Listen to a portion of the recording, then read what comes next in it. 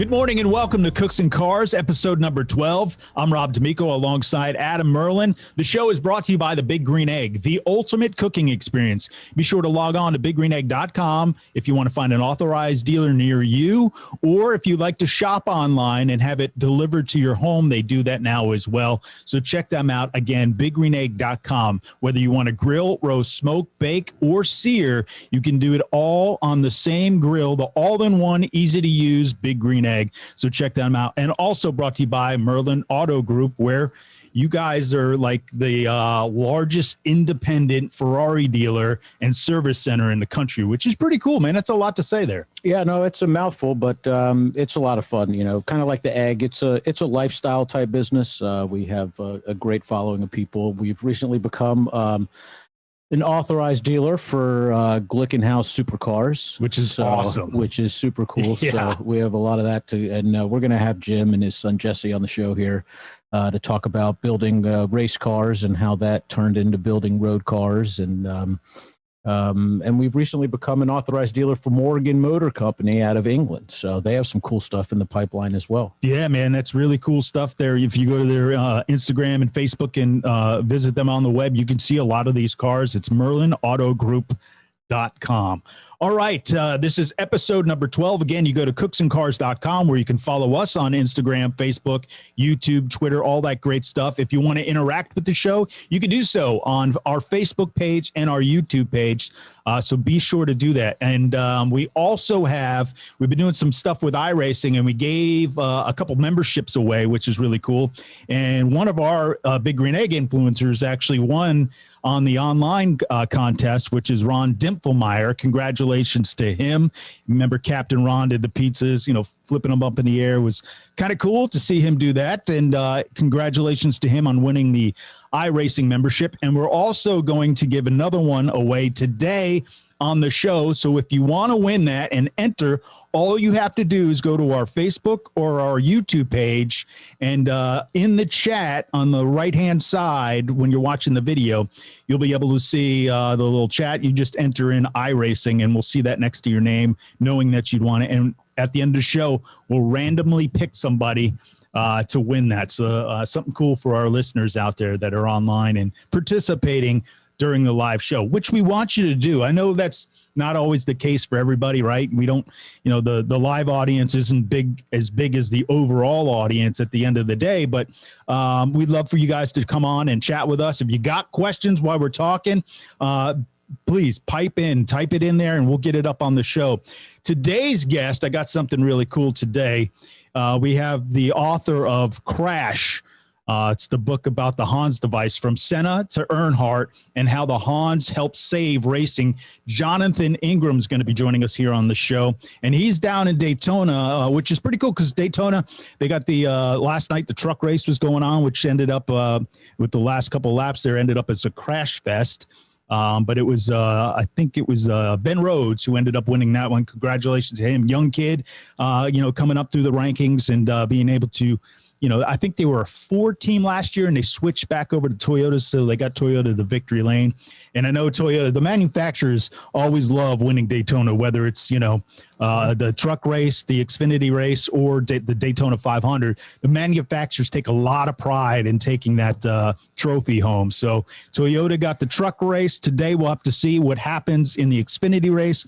I know there's some weather issues going on down there, so we'll see if we can get that race in. Hopefully we can get it in today. And then the Daytona 500, you know, it's the Chevys are obviously on the front row with Rick Hendrick and Alex Bowman being the first guy. And I should say guy, he's a kid, he's young, man. But in that 48 car, it looks like the Jimmy Johnson's old car, so it's kind of confusing this year. But it is Alex Bowman. He is on the front row, and it's his fourth consecutive year starting from the front row. It's pretty impressive from a young kid like that. But again, he's on a great team. Chevys look strong in qualifying. In the race, it's a little bit different. The Fords look like they all know how to work together and get the job done. So it'll be interesting to see if anybody, those Ford Fords just work together. It's pitting together. It's coming out together. It's running together. Toyota's the same thing, but with the Toyotas, Denny Hamlin's won this race many times. So it'll be interesting to see how this all plays out. But right now, we do want to go live down to Daytona. We want to talk to Jonathan Ingram, who's our guest, and again, wrote the book Crash, from Senna to Earnhardt. Great book, a great read, by the way, and it's got some great stories in there. But Jonathan, welcome to Cooks and Cars. Thanks for coming on with us. Thanks, Rob. It's great to be on Cooks and Cars, and it's good to be in the house with the authorized dealer for Glickenhaus. Yeah, man. Got Ryan Briscoe's going to be racing that thing, which is pretty cool. He's a friend of the show, and we know he has a big green egg, so we're rooting for him. There's no doubt about that. Yeah, or egging him on. So. Yeah, there you go. I like it. I like it. Way to tie it all in there. But Jonathan, you go back. You and I go way back when I had my show Race Day on Fox, and you were always on there. You've written so many books. You've been in the world of motorsports, but this one's really an interesting book because it tells you about the history of the crashes that happened, the deaths that happened, and how we got to this point with all these safety things. Because back in the day, there wasn't really any, an association or anything like that put together for that. So talk about why you wanted to write a book like this. Well, I thought it was an untold story, and certainly a significant story. And the key, I think, is we started having deadly crashes with some of the brightest stars and some of the best teams. Ayrton Senna at Williams, Greg Moore with Forsythe in kart. You had, of course, Earnhardt and several others in NASCAR. So there was a progression starting with Senna's death in 1994 until 2001, where big stars with major teams were losing their lives on live television. Yeah. That was not a good thing for motor racing, not because of the tie-in with manufacturers, sponsors, network television. That's not a good pattern. So the book is about the Hans device development and the Hans being available at the time it was needed, because the majority of these crashes were resulting in fatalities due to the basal skull fracture. So how it all ties in is interesting. It's a meandering path, really, and there was a lot of resistance and a lot of technical things that had to be worked out. One thing I should mention is people wonder, about the title with Senna to Earnhardt. Yeah, Ayrton Senna did not die of a basal skull fracture, but the day before, Roland Ratzenberger was killed at Imola, same track, from a basal skull fracture. But the reaction to Senna's death worldwide was so loud and vigorous and antagonistic that the FIA realized that they had to do something about safety and step up. I remember the French papers you wrote in there, the Brazilian papers. They really went after racing. Switzerland banned motor racing forever, and that's a law that's still today on the books there. But you talk about that 1994, the Imola race. Those were two crashes where, two F1 drivers, the second time in their history that two drivers have died on the same race weekend. But you also had a tire fly off and go into the crowd, and a tire go off, a wheel come off a car in coming out of pits, and injuring some other people as well. So it was a really horrifying weekend in the world of motorsports. But I want to go back because a lot of people think, oh, that's where the start of where all the safety began. But it was a crash back in 1980 with Jim Downing, who really went to his buddy Bob and said, hey, is there something we can come up with? Talk about that, how that wasn't actually the start, how it started back in 1980 and 81. Yes. A lot of folks think that the crash of Patrick Jackmart in a test at Mid-Ohio in a Renault Turbo in 1981, which he lost his brakes, hit the banking at the end of the back straight, and died of a basal skull fracture. That's the more popular story that Jim Downing at that time said, why can't we do something about head injury? And in fact, Um, that is true, but also, and Jim realized it could have been his funeral, so he got a little bit more interested. But it started at Mosport in 1980 at a combined FIA IMSA event. You know, that's a very high-speed track, and he was racing the factory Mazda RX-7. John Morton was on his tail the whole time, and after about the first, before he was through his first stint, he lost it in turn 2 because he passed out from the heat, a very hot August day in Canada, and backed it into the wall at turn 2. He's convinced that if the car hadn't spun 180, he might not be with us. So that gave him a concussion, his first head injury ever. And that's when he began asking the question, why can't something be done about head injuries? Because they were fairly common. And of course, Manfred Winkelhock went off there in a Group C race later on and did die because he went in head on in a Porsche 962. So that was the beginning. And of course, Jim's brother-in-law, professor at Michigan State University, Bob Hubbard, with a lot of knowledge about crash testing, he invented the head on the crash test dummies at GM, was testing and started testing in the 60s. That's how that got started. They were close.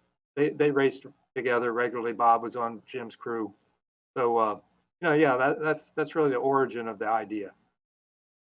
And then you had, that 1994 race in Imola. They ended up calling it the Black Sport, talking about F1 because the death rate was so high. And, then Max Mosley back in the day, who was the head of it, and Bernie Ecclestone, those guys talked about creating, I think it was like a phase 4 implementation of trying to get safety. And then they put together, I think it was called the GPDA, the Grand Prix Drivers Association, with all the drivers, and talk about what started to get rolling there and changing the world as we see it today in motorsports. Right. The same thing that happened in NASCAR several years down the road was what was happening in F1, and also was happening in kart. The cornering speeds began to exceed the safety of the vehicle and the cockpits. That was the main theme in all these major series, so that when guys went off and hit the wall, things didn't work properly. So that would be true in NASCAR and Daytona. They could restrict the speeds on the straightaways with the plates, but they couldn't restrict the cornering speeds. So the cornering speeds were up substantially in all these series. And then when the cars hit the wall, the cockpits couldn't handle the energy transfer, and that's why you were getting drivers killed. It just took time before it hit kart and then NASCAR. So one thing about what happened at Imola was that Rubens Barrichello had a severe concussion in the hospital on Friday. Ratzenberger died qualifying by basal skull fracture after hitting the wall because a wing broke, basically, a front wing. Then Senna died with the errant suspension piece piercing his helmet after he hit the wall during the race. But then on the following Thursday, 2 weeks later at Monaco, there was Carl Windlinger had serious head injury at Tabac Corner there at the harbor side of Monaco, and was rescued by Dr. Sid Watkins and had to be put into a temporary coma in order for him to recover. So that was 4 straight sessions with serious head injuries. That's what really got Max Mosley's attention. That's when he said, forget it. We're moving straight ahead. This is force majeure. He came up with a 4-step phase for a radical change in safety, reducing engine sizes, changing the fuel, also running the air under the car in a way that would slow the cornering speeds. So that's really how it started, but it's a common theme, in all of racing. And of course, the common injury was the basal skull fracture, which Hans prevents. Yeah, and then, we're talking a lot about F1, and we're talking some NASCAR, and I'll get to that with Dale Earnhardt in 2001 with his crash in Daytona. But I also want to make mention of kart, and they had what was called Black Autumn, and the Brat Pack, those young guys, Pappas, Moore, Franchitti and Kanaan coming up through the rankings, and the death of Greg Moore. So talk about that a little bit and how that really got things rolling again. Once we got past the 4 guys coming in, they're very popular, and one of them dies from an injury in their crash. Yes, I mean, again, it's the common theme is the high cornering speeds. So Gonzalo Rodriguez was trying out. He was an F3000 graduate. He came to kart to see if he could get a kart seat, and then follow in the steps of Alex Zanardi and return to Formula One. So he was really under pressure to make the field. He didn't have a good qualifying time, so he went too deep into the corner at the corkscrew at Laguna Seca and went straight off. There's a 4-foot drop there, so he went straight off and then hit a barrier nose first. Normally, for many, many years, the IndyCar guys, their heads would hit the steering wheel. It worked as a bump stop, okay? So before the neck got enough tension, stretched enough to create a basal skull fracture, a kart driver's head would hit the steering wheel. Also, they had high cockpit sides, keep the wheels from rebounding into the cockpit if they hit the wall on an oval. So for many years, they were dodging head injuries this way. Just anecdotally, to go back to F1, when Charlie Whiting from F1 called the guys in kart after these head injuries that occurred in 94 and 95, Mika Hakkinen almost got killed at Adelaide from a basal skull fracture. He asked the kart guys, well, gee, you guys are traveling at such high speeds and you hit these concrete walls. What's the deal? And he was told, well, the driver's helmeted head hits the steering wheel. So, that's what was happening in Indy cars, and they were dodging bullets all the time. Rodriguez, the nose went in down low, and he went up and out of the cockpit. He didn't hit the steering wheel, so died almost instantly. Greg Moore just lost control and just had an airplane crash at Fontana. He had multiple injuries, like as if you were in an airplane crash. Not much would have saved him there, but they didn't have proper runoff for the speeds that they were traveling at that corner in Fontana. So he upended and hit the wall topside. Talking to Jonathan Ingram, it's Rob D'Amico, Adam Merlin, and I know Adam's got a question here. To me, I have, as I've gotten into the world of Ferrari and now certainly Glickenhaus and Morgan, and you see how all of these auto manufacturers, I mean, they really originate out of a love and a passion for racing. And I've never really been a huge racing fan growing up, and all I ever heard was how dangerous a sport racing was. And obviously this book highlights that and some of the advancements to eliminate that. You watch a movie like Ford versus Ferrari, yep. And you see the sheer danger associated with the sport. And I'm wondering, what's the percentage of injuries and fatalities to successfully completed races, right, where there are none? People believe general aviation is incredibly dangerous when in fact it's one of the safest forms of transportation. Travel, yeah. But all you hear about are the tragic, fatal accidents that take place. And is it similar in racing? Are there just thousands and thousands of completed races where people they're safe and it really is a safe sport? We just tend to focus and dwell on the tragedies. Yeah, that's a very good question. One of the things about developing the Hans device, Jim Downing and Bob Hubbard, they were paying attention. What happens is you get a crash in this series or a crash over there in that series, drag racing, short track, and maybe you get one in Indy cars.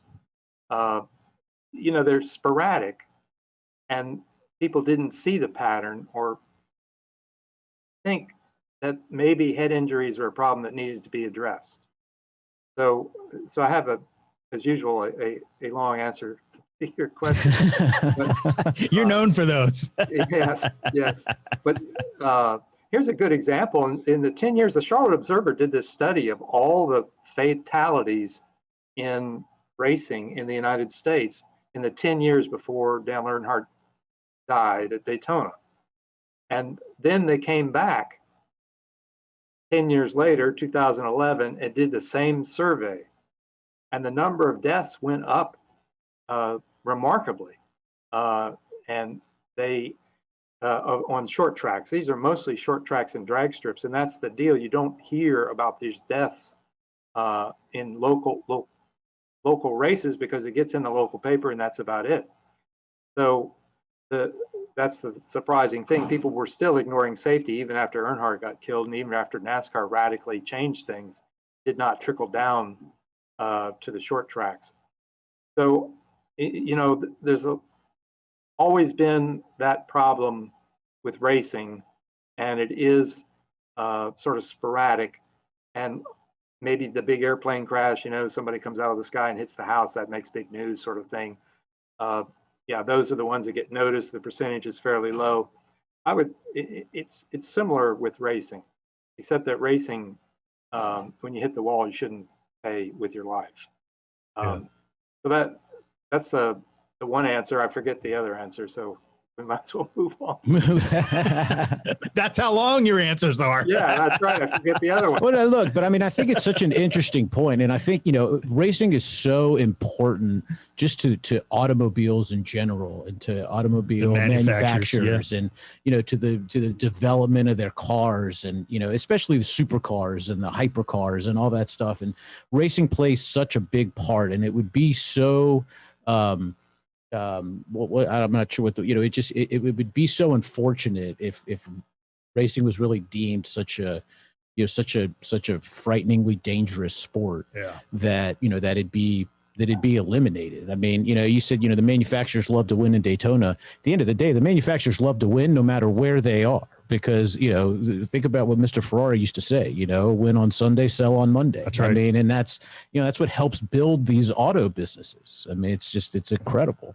Yeah, that reminds me actually of the other answer, which is that you always had these deaths in motor racing, and that changed because of the popularity of motor racing, in that the manufacturers, the TV partners, the sponsors, you know, were not in a good position if you were losing stars on live television.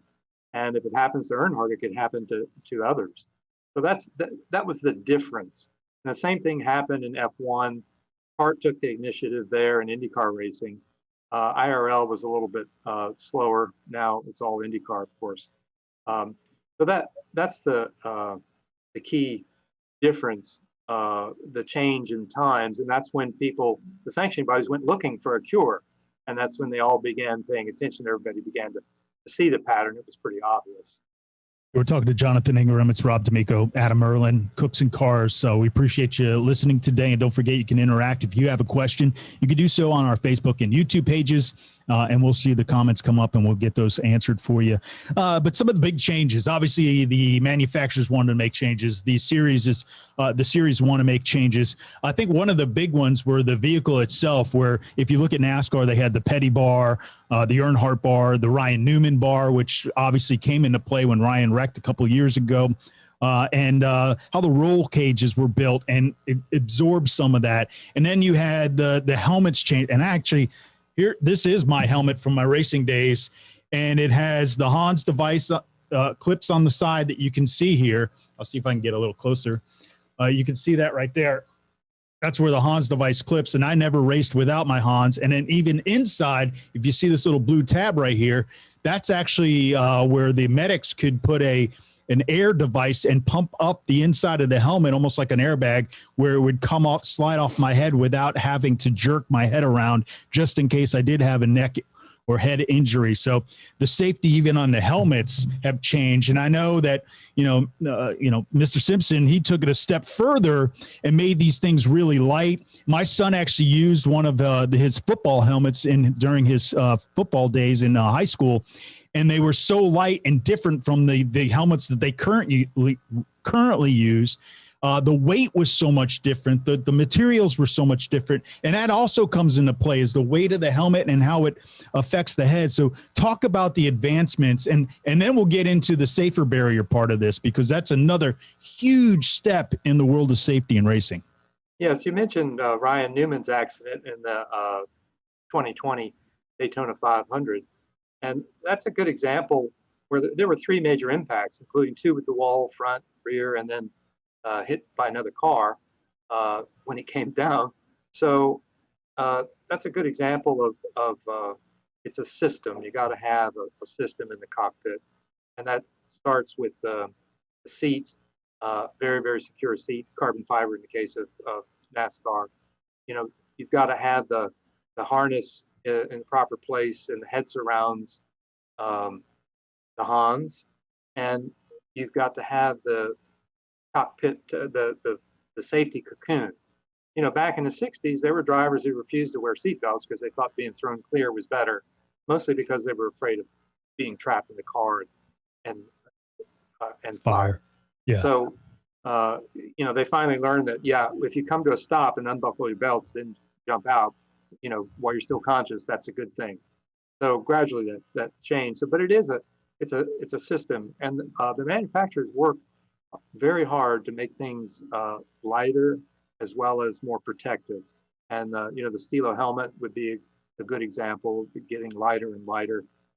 Patrick Lynch invented that little pumping system that you pointed to, introduced that, a friend of mine. So that's another development. So there's constant effort to reduce weight and improve protection from the manufacturers. And you see the Hans patent is no longer in place, so that Stand 21, a French company, can build them.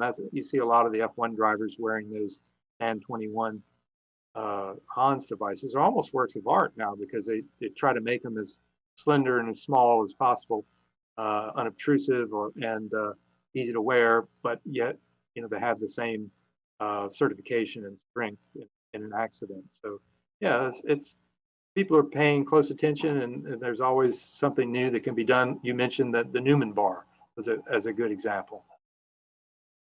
We're talking to Jonathan Ingram, Rob D'Amico, Adam Merlin, Cooks and Cars. Don't forget, you can follow along and interact on CooksandCars.com, Facebook, and our YouTube pages. So we appreciate you guys doing that. You're obviously in Daytona. You know, NASCAR's right across the street there. They have their main offices. And, you know, I was always surprised to see how many guys, you know, just being in the business for a very long time. I think I did my first race right after. It was 2001 is when I got into broadcasting and into it. And I think that's still 20 years after you got into the sport, Jonathan. You've been in this thing for quite a while and doing a heck of a job. But some of the names like Ramsey Poston, Herb Branham, Jim Hunter, you go back with John Melvin and Terry Tramble, and, you know, and then Max Mosley and Bernie Ecclestone. There's so many names. You know, we talk about the Hans and Jim Downing and Bob Hubbard, but there are so many people that have been involved over the years to make all these changes possible and get it to where we are. And not to mention universities. And Atlanta used to be a big hub for racing way back in the day with Georgia Tech. I read that in the book, which was kind of cool. I didn't know that, you know, and the Downing guys were right up the street from where we are sitting right now. And I go by there every day. And it's pretty cool to know the history just here in Atlanta. And then some of the names that had, you know, Mike Helton and some of those guys who, again, started their career in Atlanta. Yeah, Atlanta was a happening place, and as we know, there were a lot of hopped-up cars that were used for bootlegging, and the building where the first NASCAR championship Oldsmobile was built, it was a seat cover installation place for many years. But Red Vote's garage there on Spring Street was built on the side of the hill. So you'd pull your car. There were two bays and a brick building, you know, with a brick support in between the two bays. And you could, Red would say he built the bootlegger cars on one side, and then he built the revenue cars on the other side. He said the bootlegger cars were always faster because there were no regulations. So, you know, the guys chasing the bootleggers got their cars built by the same guys as the bootlegger. And then, you know, the Cherokee garage was around the corner from Gover Sotheby from there. And all this is within a stone's throw of the Georgia Tech campus. Yeah. So Gover would build the engines for the bootleggers. He didn't build the cars so much. And, but, you know, really, Red Vote, the deal there was that the bootleggers were paying cash. So no tax. and they had more money. So Exactly. they got all the hot stuff. But it pays to remember also that in the 30s, that's when Ford got it very much into the aftermarket parts business with Ford Flathead V8. That's when the aftermarket parts business got started. Jim Downing, of course, his father had two dealerships, sports car dealerships in Atlanta on Peachtree. They're no longer there because it's that part of Peachtree that goes over the downtown connector, the interstate. So Yeah. where that bridge of Peachtree goes over the interstate, that's where Jim Downing's dad's dealerships were. And of course, Jim grew up there working in the garage and listening to the radio, the Indy 500 on the radio with all the other guys that worked there, mechanics and so forth. But Jim said he drove a sprint car, no, a midget, excuse me. Midget, that's also the 30s. This was the 40s, of course, for Jim, but midgets were becoming quite popular at that time, racing all over the country. Jim said he drove a midget from his father's dealership all the way up to the governor's mansion on Peachtree Street, and then over to Pace's Ferry, and drove around the governor's mansion and drove it back. He said, at that time, you could do that as long as you did it safely. You could drive your race car on the street. And of course, then there's the famous story about Bob Flock out at Lakewood Speedway south of town, which was the mile dirt track, where they ran IndyCar barnstorming races and a lot of the early stock car races under various sanctions, and some of them were 500 miles. Bob Flock got noticed by the police down there. There was a warrant out for him while he was lining up for the race in one of those modified 40 Fords. Police Come with us. Up and down the starting grid, and he had a bandana over his face. They recognized him. He jumped out of line, revved up his car, drove around the back straight. The motorcycle cops came after him, and he got down to the end of the back straight there, and the gate, a wooden gate, was right at the between turns 3 and 4. It wasn't it was a fence, yes, but it was also a gate. So he just rammed through that gate, drove off into the city of Atlanta, and got away. So, there were a lot of race cars and racing on the streets. Some of them disguised as street cars, owned by bootleggers in Atlanta. Yeah. Funny then, not so funny now, if that was to take place nowadays, because there is a street racing problem here in Atlanta. If you have seen it on the news, they do have issues to this day with street racing going on here in Atlanta. Hey, forget about the street racing. We get, there's all these different races where you don't have to be professional, the Ferrari Challenge Series. And then, a lot of these guys buy a car for a Ferrari Challenge Series, and then it's no longer the current car. And then they just have a race car that, it's too expensive to scrap. And, what do you do with it? And so anyway, we'll service these cars for a lot of our good clients. Right now, we have one of our terrific Ferrari collector clients, his 430 Challenge car in the shop, and we keep making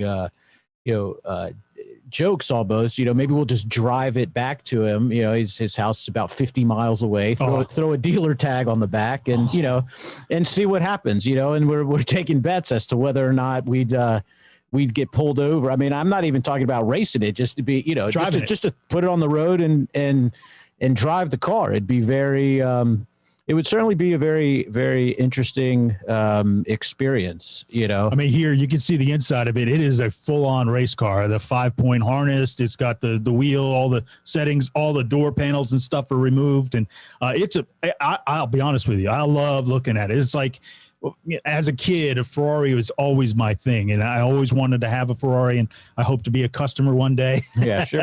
But these are some of the coolest cars, and even to take one of those cars and convert it back and have it, where it's just you can drive it every day if you wanted to, or take it out when you wanted to go up through the mountains. But it's an awesome car. I mean, sitting there in a garage, it is badass. Well, and so I'll tell you, there are certainly people that take production, like a production F430 and turn it into a race car. And a car like that, you could convert back.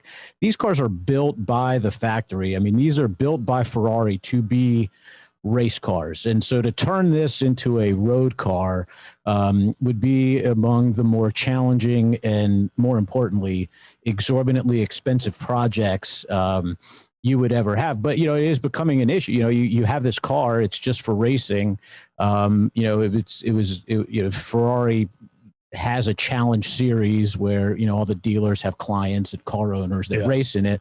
But then once your car no longer qualifies for that, what do you do with the car? Yeah. You know, and then there have been a couple series that have started up, you know, for old, you know, I mean, older challenge cars that were no longer qualifying for the you know, the real challenge series, and they've started their own series and stuff. But no, but it's amazing, and I think the advancements that are spoken about in the book, you know, those safety advancements really make it where non-professional guys who have a passion for racing, who just do it as a lifestyle event, you know, can do it more safely, can do it, you know, can better justify it to their wife or significant other that, you know, this does make sense. Without a doubt, you know, this isn't a death wish. This is something that, you know, that we can do, that it is safe.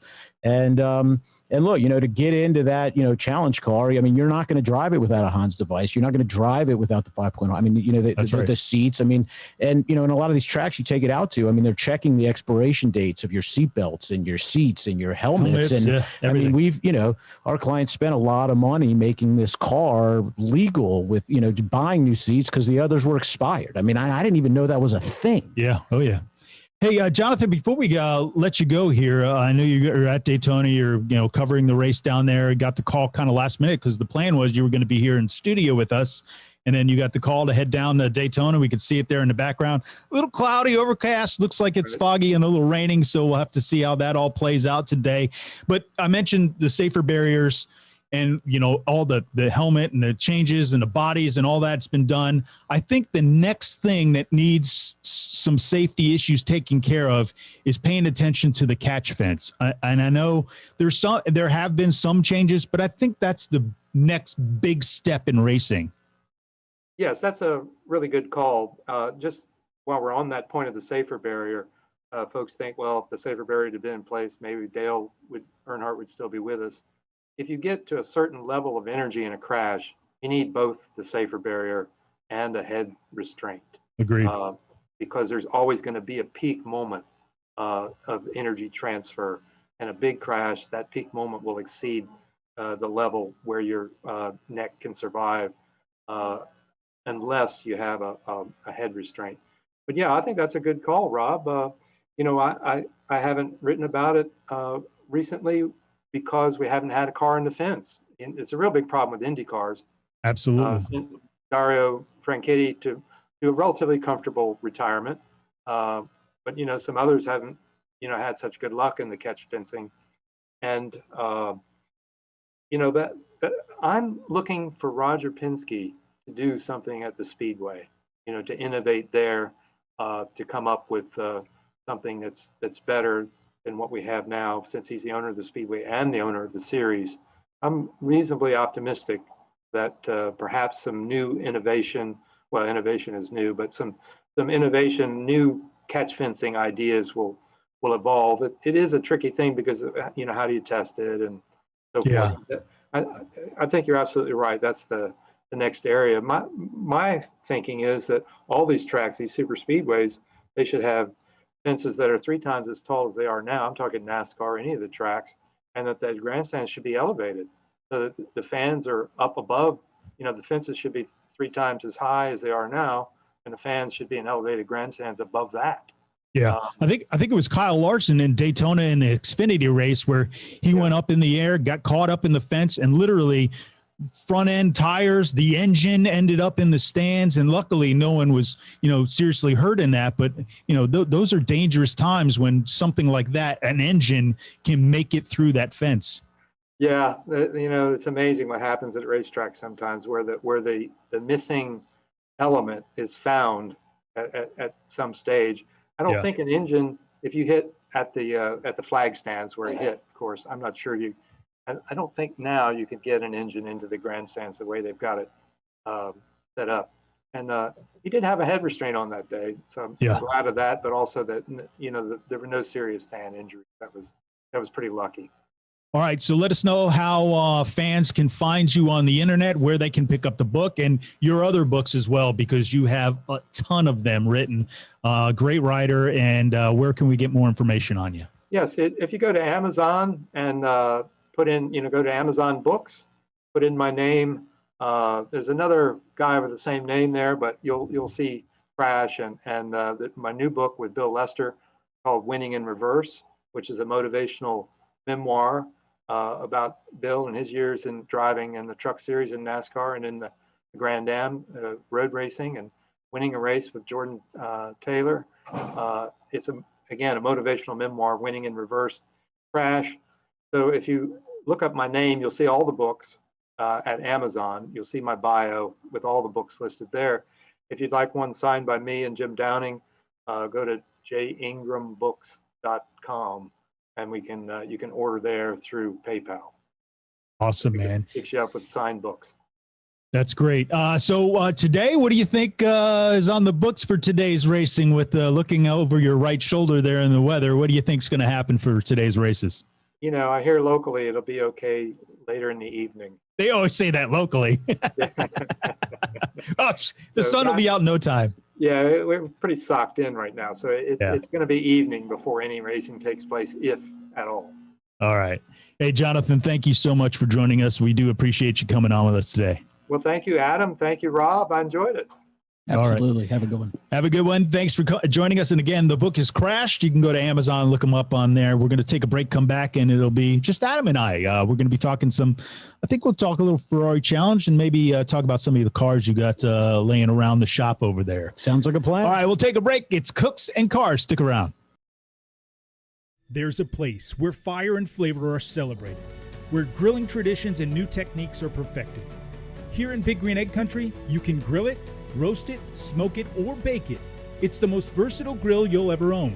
Simple to light, easy to use, comes with a free lifetime warranty. Have it delivered to your door by a certified dealer in your community and start enjoying the ultimate cooking experience. Shop online for home delivery at biggreenegg.com. That's biggreenegg.com. Adam Merlin, president of Merlin Auto Group, and over the past 12 years, we've been successful at building our business with the undying focus of taking the pain points out of what normally is a miserable process, which is buying an automobile. And it was on this mindset that about 2 years ago, we launched our service department. Because let's face it, the only thing that's potentially negative about owning these exotics or ultra luxury cars is the fact that you have to service them, is the fact that they stand the chance of possibly breaking and you don't know what's wrong. It's the fear of the unknown that we as the consumer sometimes are really nervous about before we go and buy that Ferrari, before we go and buy that Aston Martin. And that's the reason we started Merlin Auto Group Service Department. We went out and got factory-trained, certified technicians for Ferrari, Maserati, Bentley, Aston Martin, Rolls-Royce, and Porsche to make sure that you had somebody that you can rely on to help you manage your automotive investment and make sure that the right things were getting fixed, they were getting fixed the right way by people who knew how to fix them and were willing to take the time, answer your questions, and make sure that you were satisfied and you understood what was going on. If you're looking for a shop where you can get an appointment easily, where we'll answer the phone, where you can talk to the technician, where we genuinely care about your problem and truly want to help you solve it and be your partner in your automotive ownership experience, you need to give us a chance here at Merlin Auto Group.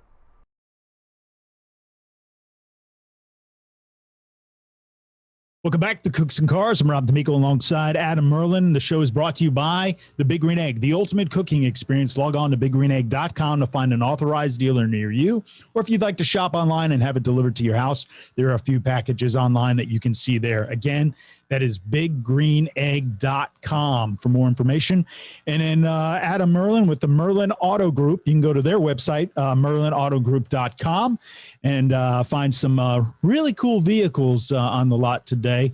You got some new ones coming up, and you got some classics, some oldies there, man. You got that Oldsmobile, the Ford. I think on Instagram we put a couple of things up about that.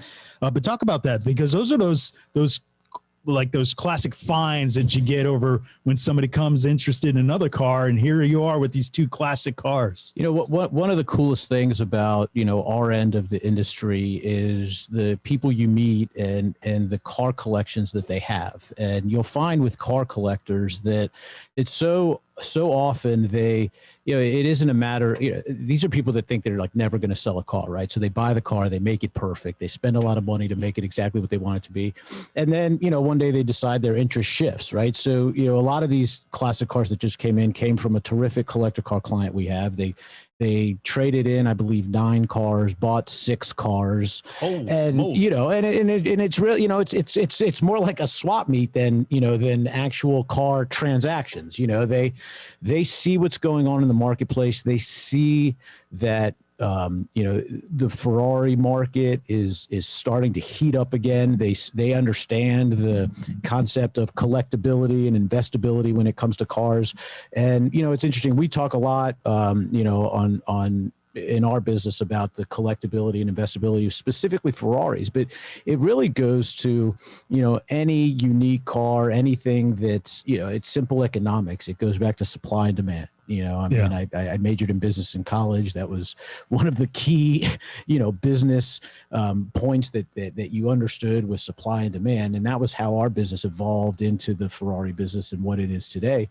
And, it's interesting what drives the market, what drives the values of these cars. It's interesting what drives the buyers and their motivations. Like we spoke before about racing, Ferrari built a brand out of racing cars. Oh, absolutely.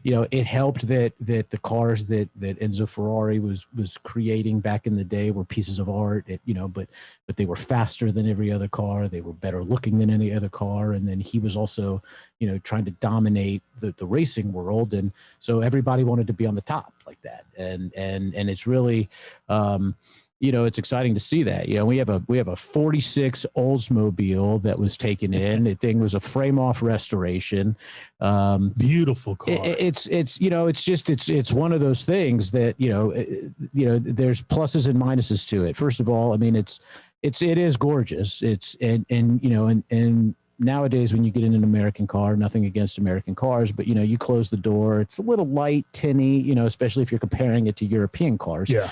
That car, the door probably weighs 400 pounds. The car is slight, it's just slightly smaller than my home. That's right. The back seat, you could fit like 14 people across. It's just, it's enormous. But look, you can drive a $400,000 red 488 around the city, and you'll get people looking at you, and like Ken Johnson says, you'll find the dopey idiots in the Civics with the fart can mufflers trying to race you.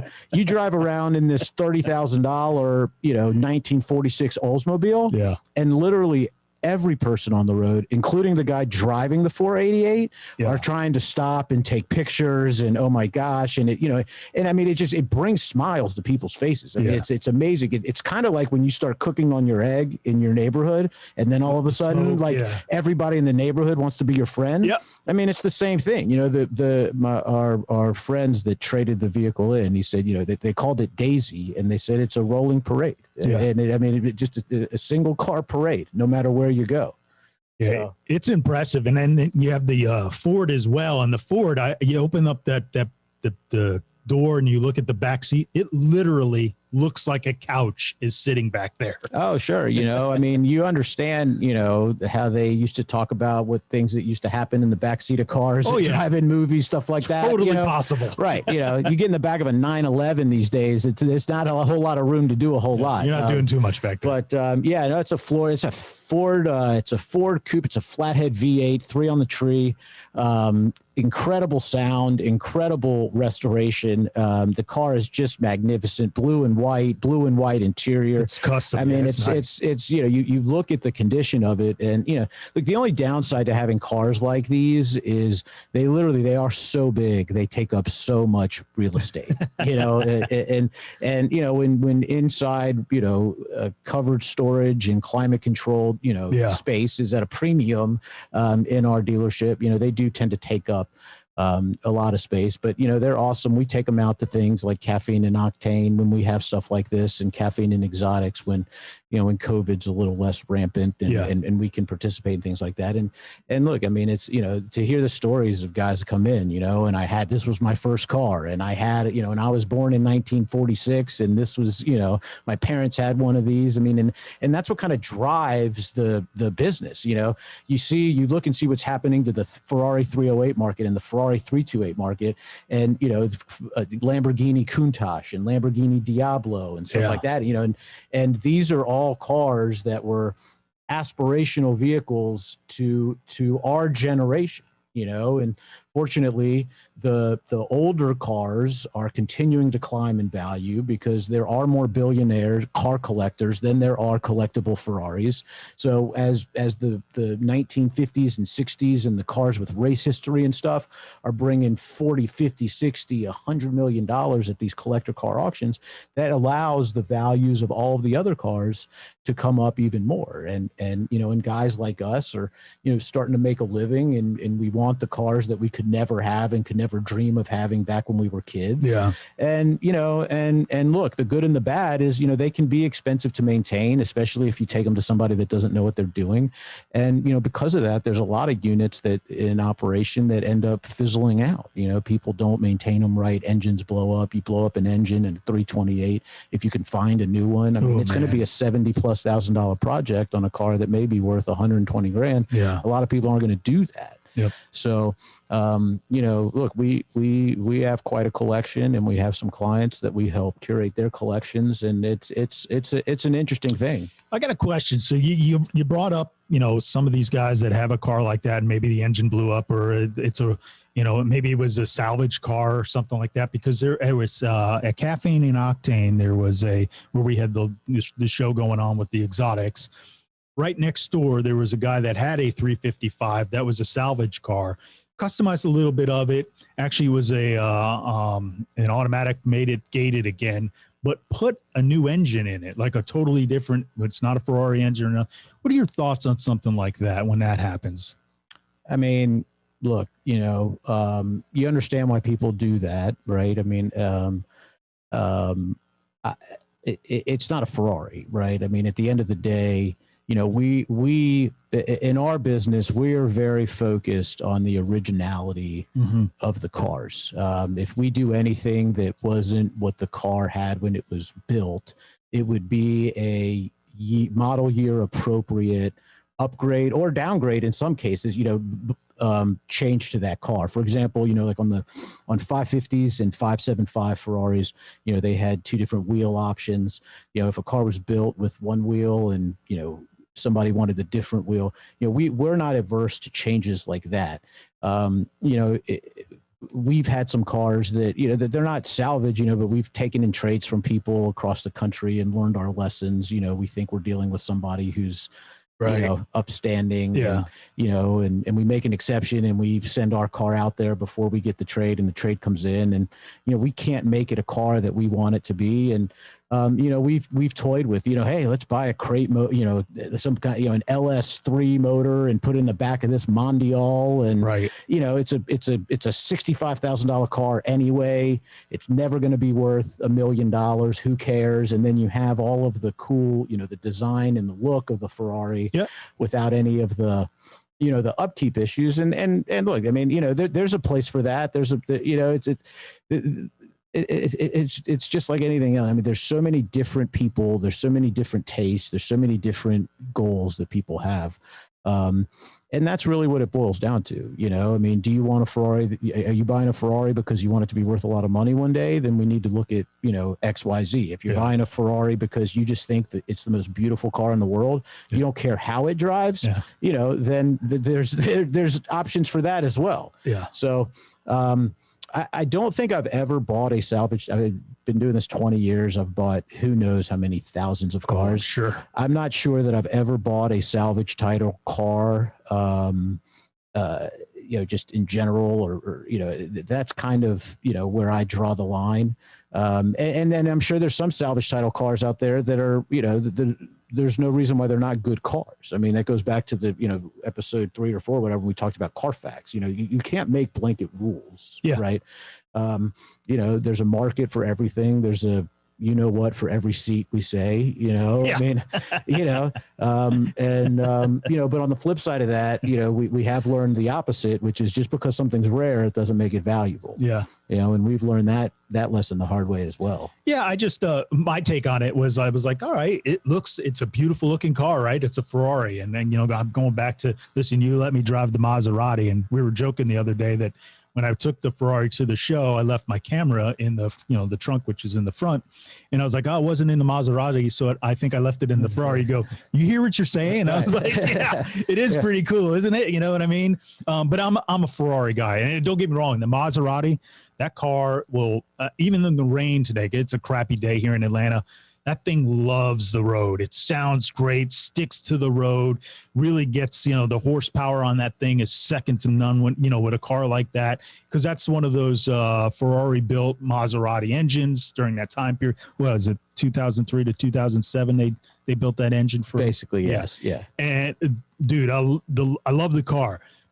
But again, it's not a Ferrari. Ferrari is just one of those things where you're like, oh man, this is a work of art. The engine's nice, but it's still, there's a, kind of a joke that it's an Italian car. So there's always something that's, going on or, one of those things. But if you're in that looking for that type of car, there is a market for a guy like, and I would probably fall into that category where it's a beautiful car that I don't have that maintenance and uptake, because I'm not at that point in my career to say, okay, I'm going to buy this car. And I know it's, maintenance may be, a little high on it, but it's going to be worth so much more. And then you have in the vault, you have these cars that literally you kind of hang on to because that these things in the future are going to be, I don't know how many times more worth the money. Yeah, look, I mean, there's a lot of people that have tried to start, investment funds and stuff with cars. I mean, and it has become certainly more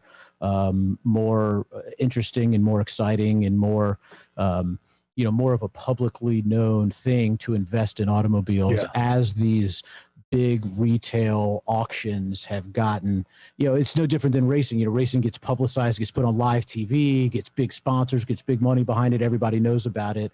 It helps sell cars. These auctions, the Dana Meekums of the world, the Sotheby's of the world, the Gooding and Company, the Barrett Jackson. Yeah. I mean, these things that are advertised on TV, and you see, these big time collectors, pay huge dollars for cars. It becomes exciting and sexy and cool to start investing in cars. Yep. And look, with all the turmoil in the world and the economy and stuff like that, I mean, I've it's always been a lot easier for me to invest in something that I can touch, that I can control.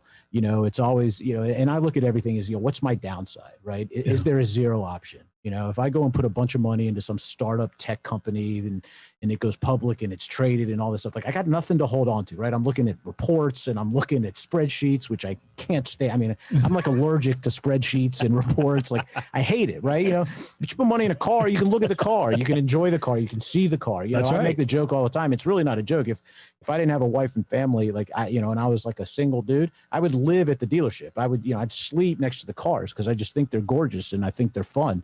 And so, there is no question. You can look at past history. There are cars that are going to appreciate dramatically. I mean, we're seeing it right now. It's very interesting. The 550 Ferraris and the 575 Ferraris, front engine touring cars. All the 550s were gated manual cars.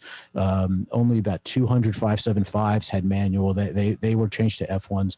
But, these were cars that, they had gotten really, really soft, and you could buy them under $100,000. And these were almost $300,000 cars when they were new, or the equivalent of $350,000, $400,000 cars in today's money back in 97, 98, 99, 2000, all the way up to 2005.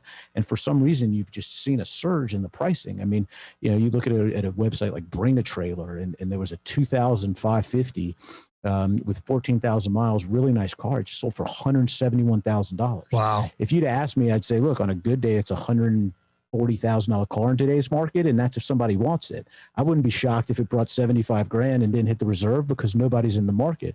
But for, and then that one goes, and then, a car that I didn't particularly think was that nice sold yesterday for $140,000. That would have been $80,000 to $100,000 car.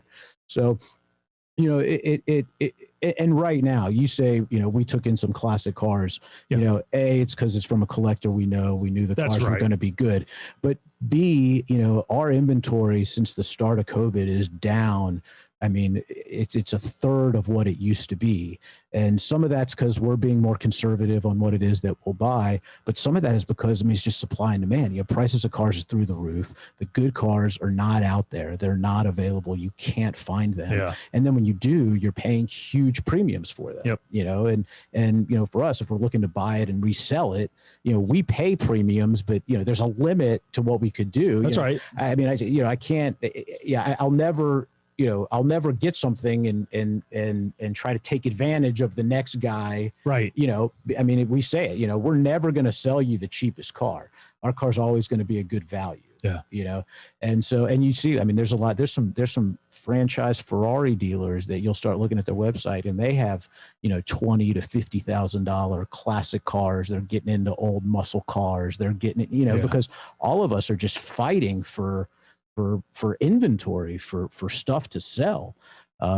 It's just really, it's a very, very strange time in the car business. So, well, if you're interested in any cars, you can check them out at merlinautogroup.com. Some great vehicles that you have on the lot now. And like I said, man, it's like a candy store for me when I go over there.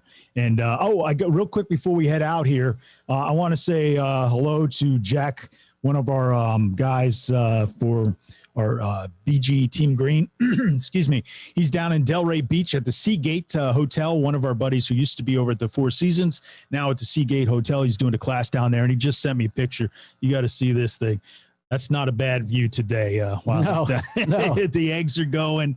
The sea is in the background. I got some surfboards out there, and they're ready to do some cooking on the Big Green Eggs. Pretty cool stuff. I'll post it a little bit later, but great show today. I thought Jonathan was great. He gets a little long-winded. He knows it. He's always been that way, but great information from the dude. Yeah, look, I mean, it's, you know, for somebody who hasn't followed racing forever and who's kind of, you know, I'm into it at a cursory level. It's interesting to hear the history. It's interesting to hear the developments of the safety. You know, guys like me, we don't take the time to read stuff like that. So listening to someone like him, and, you know, look, I mean, it's funny, you know, my wife makes the joke, you know, this podcast is great, except every single week you have somebody on here that I end up buying something you know, from. I mean, you know, and I'm costing you. I'm sorry. I'm costing you guys money. This thing is ridiculous, you know?